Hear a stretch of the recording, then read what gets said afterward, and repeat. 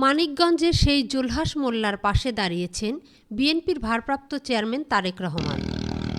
উড়োজাহাজ তৈরি করে সারা দেশে আলোড়ন সৃষ্টি করেছেন মানিকগঞ্জের শিবালয় উপজেলার ষাটঘর তেওতা এলাকার জুলহাস মোল্লা। তরুণ এই যুবকের পাশে দাঁড়িয়েছেন বিএনপির ভারপ্রাপ্ত চেয়ারম্যান তারেক রহমান। বুধবার 5ই মার্চ দুপুরে শিবালয় উপজেলার জাফরগঞ্জ বাজার এলাকায় গিয়ে জুলহাস মোল্লার হাতে তারেক রহমানের পক্ষ থেকে 50,000 টাকা তুলে দেন বিএনপি চেয়ারপারসনের উপদেষ্টা ও জেলা বিএনপির আহ্বায়ক আফরোজা খান রিতা এবং আমরা বিএনপি পরিবারের আহ্বায়ক আতিকুর রহমান রোমান। এ সময় স্থানীয় বিএনপি ও অঙ্গ সংগঠনের বিভিন্ন পর্যায়ের নেতৃবৃন্দ উপস্থিত ছিলেন।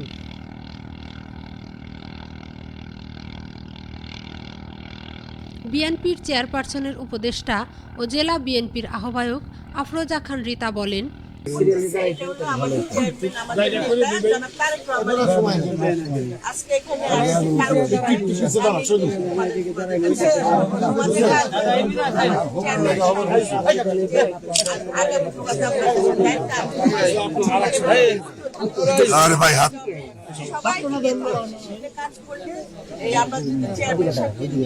আমাদের নেতাকে দল গঠন করতে তাহলে তোমার এই যে আরো যে তোমার ইচ্ছা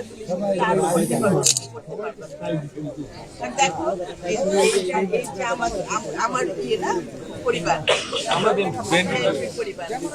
বিএনপি পরিবার এই আমরা বিএনপি পরিবার কিন্তু প্রত্যেকটা জায়গায় মানিকগঞ্জের এমন কোনো জায়গা নেই তারা যায়নি। যখন দুঃসময় বলো সুসময় বলো সব সময় আমরা বিএনপি পরিবারকে পাই। তোমরা সবাই এই আমরা বিএনপি পরিবারের জন্য দোয়া করবা।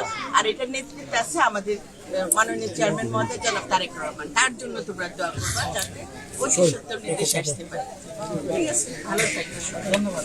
জুলহাস মোল্লা বলেন, কখনো ভাবিনি আমার এ কাজে এত মানুষের নজরে আসবে। তারেক রহমান স্যারের সহযোগিতা আমার জন্য বড় প্রেরণা। এ টাকা দিয়ে আমি আরও ভালো কিছু করার চেষ্টা করব। শুধু বিমান তৈরিতেই সীমাবদ্ধ থাকতে চাই না, ভবিষ্যতে আরও বড় উদ্ভাবনের মাধ্যমে দেশের নাম উজ্জ্বল করতে চাই। তরুণ উদ্ভাবক জুলহাস মোল্লা 2014 সালে এসএসসি পাশ করেন।